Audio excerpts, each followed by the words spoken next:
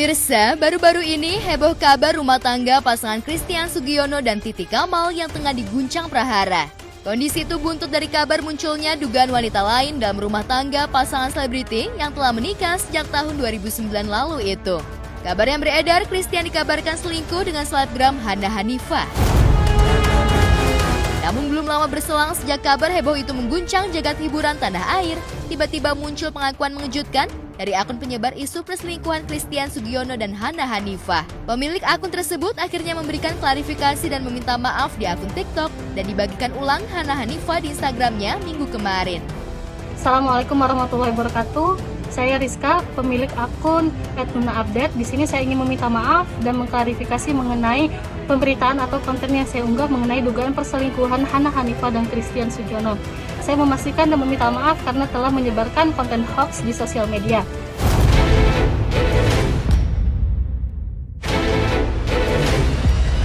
Dalam video yang diunggah, wanita yang mengaku bernama Rizka, pemilik akun @nuna_updates menyampaikan permohonan maafnya dan mengklarifikasi pemberitaan yang beredar hingga membuat heboh jagat dunia maya.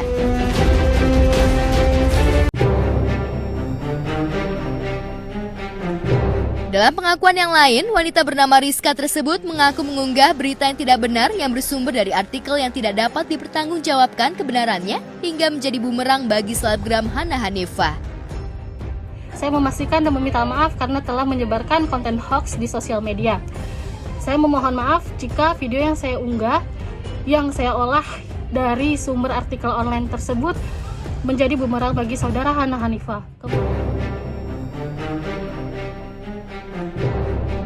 Di ujung pernyataannya, wanita tersebut meminta maaf kepada pihak-pihak yang telah merasa dirugikan atas tersebarnya video yang dibuatnya itu. Kemudian saya ingin menegaskan bahwa video tersebut adalah hoax dan tidak benar. Saya mengaku salah karena telah mengunggah video dengan sumber yang tidak valid. Saya berharap Mbak Hana Hanifah dan seluruh orang yang merasa dirugikan atas video tersebut bisa memberikan maaf kepada saya. Semoga kedepannya saya bisa menyajikan konten yang cover both side dan tidak menyudutkan pihak manapun. Assalamualaikum warahmatullahi wabarakatuh. Permintaan maaf Rizka tersebut kemudian dibagikan ulang oleh Hana Hanifah di Instagramnya minggu kemarin.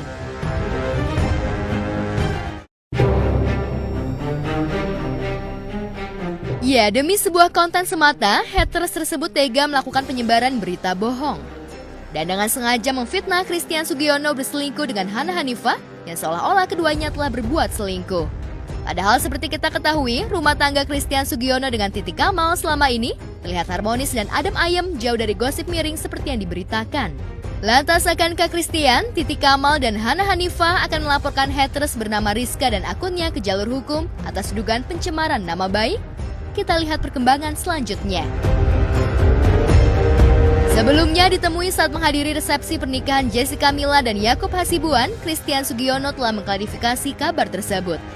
Suami Titi Kamal itu membantah berselingkuh dengan selebgram Hana Hanifah. Begitu pula dengan Hana Hanifah yang juga telah membuat klarifikasi di sosial medianya.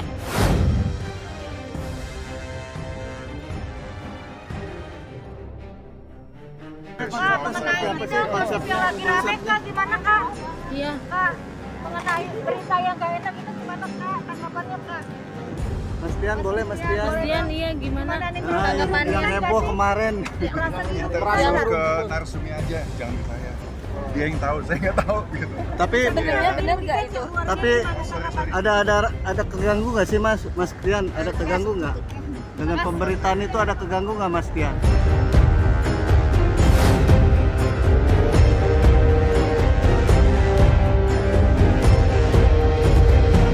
Sementara itu di lain peristiwa, Ruben Onsu akhirnya berhasil menemukan haters seorang pria yang selama 2 tahun sejak 2021 lalu tak berhenti menghina keluarga Ruben Onsu.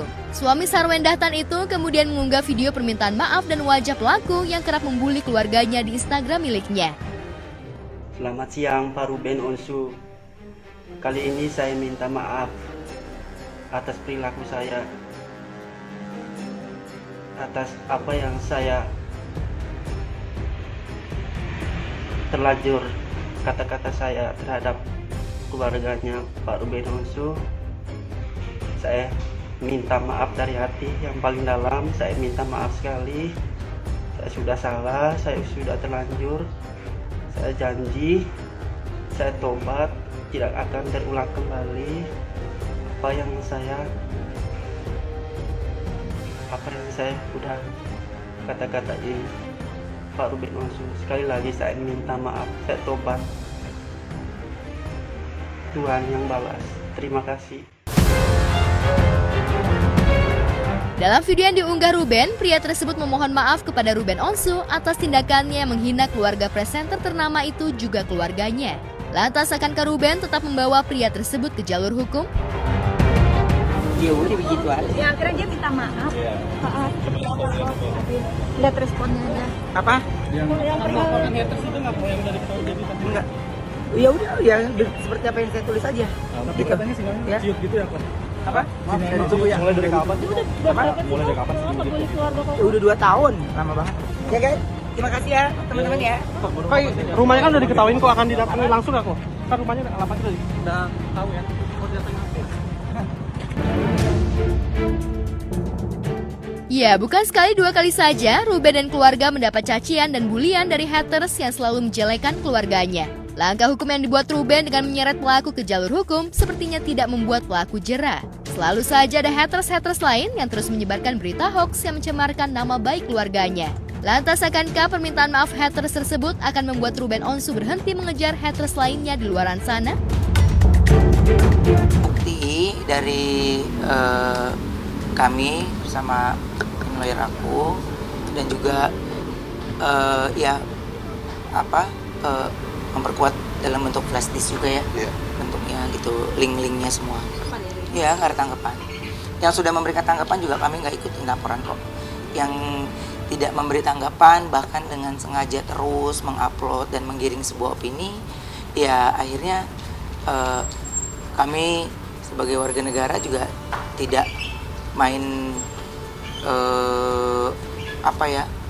bertemu langsung gitu ya. Padahal sebenarnya kan mencari alamat dan posisi beliau di mana kan saya rasa semualah orang-orang juga udah pada canggih, udah pada bisa. Tapi saya pengen bersama tim lawyer ya maunya ya jalurnya jalur hukum aja gitu, biasa. Saya nggak ada lelah lah buat saya masih dikasih nafas, masih dikasih kaki. Saya yang penting saya tidak melakukan saya main pukul sendiri, saya tidak main tangkap sendiri gitu ya. Walaupun ya mungkin menyelidiki, melihat siapa pelakunya, siapa ini ya. Cuman saya selalu konsultasi sih kayak kontrak kerja atau apapun pasti konsultasi sama tim lawyer gitu. Dan nggak mau untuk datang ke sini juga kita pasti pemikiran yang sudah kuat, bukti yang cukup yang tajam, bukti yang sudah kuat gitu. Jadi aku dapat dikumpulin. Jadi bukan yang baru kemarin ini baru akhirnya kita maju, enggak. Udah saya tampung, saya kumpulin, diam, dan buat saya ini sudah cukup kuat dan sudah cukup. Akhirnya dari tim lawyer, oke, ini sudah kuat, dipelajari lagi lama juga ya Bang. Iya, cukup lumayan. Lama baru akhirnya kita datang.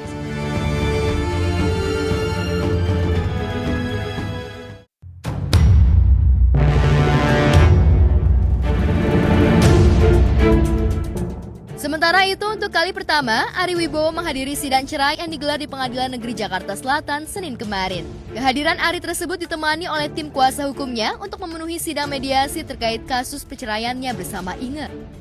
Juga dari pihak kuasa hukumnya istri saya bilang minggu lalu sangat disayangkan Ari Wibowo tidak hadir di persidangan sehingga harus ditunda lagi. Seakan-akan saya itu tidak peduli dengan jalannya persidangan. Itu pun sebetulnya adalah pernyataan yang tidak benar. Karena 2 kali itu memang penggugat tidak dibutuhkan untuk hadir, cukup diwakilkan oleh kuasa hukum.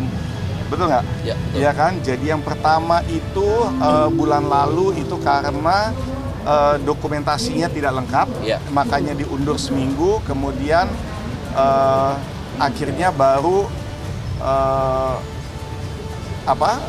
pihak ya kan baru dinyatakan lengkap, baru minggu lalu itu menunjuk mediator. Jadi di situ memang saya tidak perlu hadir gitu. Jadi agak dilebih-lebihkan, agak didramatisir kalau seakan-akan ini persidangan tertunda atau mundur terus karena ketidakhadiran saya gitu. Saya baru butuh hadir hari ini dan saya sangat menghargai hakim serta proses pengadilannya. Tidak mungkin saya mau kayak menghambat atau bagaimanapun juga, tidak mungkin. Saya sangat menghargai dan itu sebabnya kenapa kita hadir di sini. Karena poin-poin yang disampaikan kan bersifat konfidensial. Tetapi intinya mediasi itu masih dibuka sekali lagi untuk tanggal 29 Mei harus hadir lagi ya. Apa saja yang menjadi poin yang akan disampaikan, hakim akan meminta disampaikan di tanggal 29. Tadi hanya mediasi, saling menyampaikan pokok pikiran masing-masing, tapi materinya seperti apa kan nggak bisa kita sampaikan. Tapi tadi mediasi lama nih Bang, apa sih Bang, apa aja yang dibahas? Lama yang maksudnya ketika masuk kan hakim baru turun, nggak sampai 1 jam deh, karena hakim harus menjelaskan mengenai posisi dia sebagai mediator. Hakim masih melihat materinya, kemudian bertanya ke pihak Pak Ari, pihak kita, dua-duanya menyampaikan masing-masing. Tapi apa yang disampaikan kan tidak boleh sampaikan.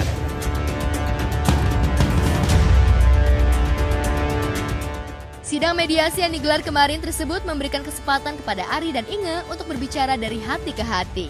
Namun sidang yang berlangsung cukup lama itu tidak membuahkan hasil apa-apa. Sementara itu banyak pihak yang mengharapkan agar hubungan rumah tangga mereka yang dibangun sejak tahun itu dapat rujuk kembali. Ari mengakui kemungkinan untuk bisa rujuk kembali dengan istrinya tersebut kecil kemungkinannya. Jadi sidang mediasinya berlangsung agak lama karena tadi para hakimnya ada rapat dulu, rapat internal. Jadi kita juga tadi di dalam menunggu dan ya hasil daripada sidang mediasi tadi tidak membuahkan hasil apa-apa. Jadi 2 minggu lagi kita akan ketemu lagi karena ya namanya hakim mediasi tentunya maunya kalau bisa rujuk kembali, ya kan, gitu. Jadi mungkin ini hal yang harus saya bicarakan dengan istri saya. Itu perihal yang tadi. Ari mengakui kecewa dengan perbuatan dan pengakuan sang istri yang terkesan memfitnah atau tidak sesuai kenyataan. Ari juga menjelaskan bahwa sampai saat ini Ari masih menafkahi dan bertanggung jawab terhadap pernikahannya. Dia di dalam beberapa pemberitaan juga kan adanya informasi bahwa informasi awal banget itu yang sejak awal bahwa klien kami dibilang pelit gitu ya, tidak menafkahi ya kan? Anak-anak. Nah pada faktanya sidang yang lalu juga itu sudah diklarifikasi sendiri oleh Ibu Inge yang pada intinya menyatakan bahwa klien kami bertanggung jawab untuk merawat anaknya, bertanggung jawab terhadap pernikahan ini, perkawinan dia dengan Ibu Inge gitu ya. Jadi sudah dijawab sendiri oleh pihak lawan kami, pihak tergugat. Ya saya rasa itu cukup untuk memberikan klarifikasi kepada media dan masyarakat. Ya gimana ya, kan belanjanya bulanan kan pasti ada terus toh gitu. Tapi yang nafkah yang dimaksud kan kalau bulanan buat dia kan dari dulu kan nggak ada, tapi kebutuhan rumah tangga ya ada Bang.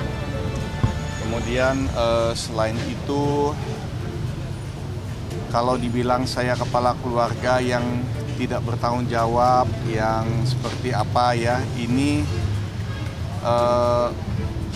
kemarin waktu COVID itu melanda, saya memilih untuk tidak syuting, tidak terima tawaran sinetron maupun film karena saya merasa tanggung jawab saya sebagai kepala keluarga lebih penting untuk tidak membawa virus itu kembali ke rumah.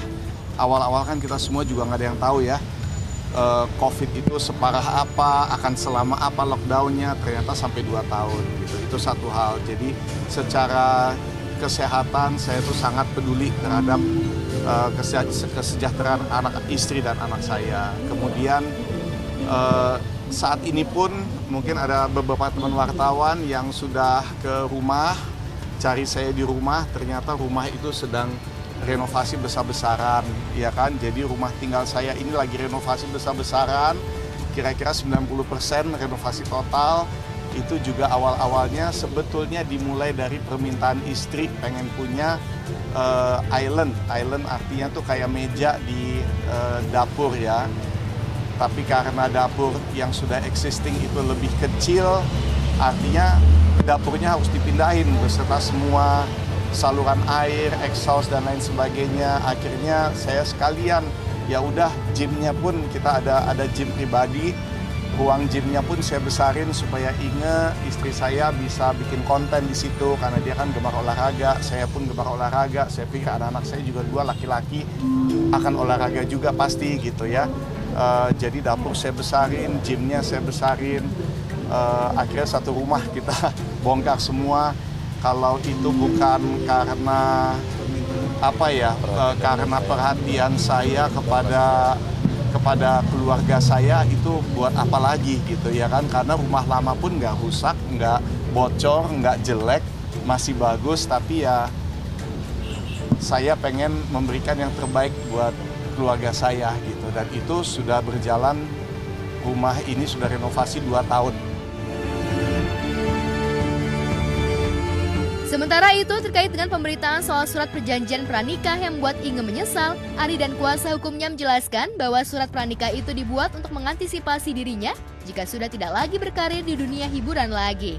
Surat pranikah dibuat agar kelak nanti Inge tidak terbeban dengan hutang piutang dari bisnis yang sedang Ari jalankan. Bukan harta gono, perjanjian pranikah. Oke. Nah, ini perjanjian pranikah nih banyak sekali ada yang bilang, wah ini dari awal udah nggak bener nih perjanjian pranikah nih, udah mikirin masing-masing aja. Gini, ada banyak kelebihan tentang perjanjian pranikah. Saya itu kan sudah tahu bahwa saya rencananya nggak mungkin selama-lamanya hanya di dunia entertain. Saya akan masuk dunia bisnis yang mana sekarang pun memang sudah masuk. Saya ada F&B, saya sedang menjalankan properti One Stop Entertainment di Semarang, ya kan? Jadi sering bolak-balik ke sana. Itu dengan adanya perjanjian pranikah, semua utang-utang saya tidak menjadi beban istri. Ya, jadi kalau saya salah langkah, ternyata saya gagal dalam usaha saya. Seandainya tidak ada perjanjian pranikah, maka bank bisa sita, pemerintah bisa sita semuanya. Tapi dengan adanya perjanjian pranikah, itu hanya saya punya utang aja, yang punya istri tidak bisa gitu, tidak bisa disentuh gitu. Jadi tolong jangan dilihat negatif. Rata-rata sekarang keluarga yang modern itu sudah melakukan perjanjian pranikah.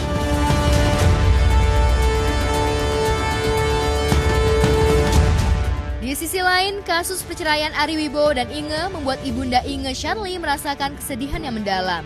Buntut kasus perceraian anaknya bersama Ari Wibowo, ia harus menerima dan menyaksikan kenyataan pahit ini. Sharly mengakui hubungan rumah tangga Ari dan Inge selama ini baik-baik saja. Ya mereka gimana ya, saya juga nggak ngerti ya. Mereka berdua yang ngalamin. Depan saya sih biasa-biasa aja kok, baik-baik aja. Enggak jarang ya, paling ngomong ya bicara yang ini aja dah ya, enggak. Itu aku prihatin, tapi aku nggak mau banyak komentar gitu, karena ini kan masa yang sulit untuk mereka gitu ya. Jadi makin banyak orang ngomong kan makin rame gitu, nah nggak usah deh gitu. Jadi aku memilih untuk nggak berkomentar. Tapi yang diungkapkan Sharly, Inge tidak pernah menceritakan soal permasalahan rumah tangganya kepada ibunya. Lantas adakah harapan yang tersisa di ibunda Inge terkait keberlangsungan rumah tangga anak dan menantunya itu? Ya kalau bisa ya jangan ada perceraian lah. Rujuk kasihan anak-anak itu ya.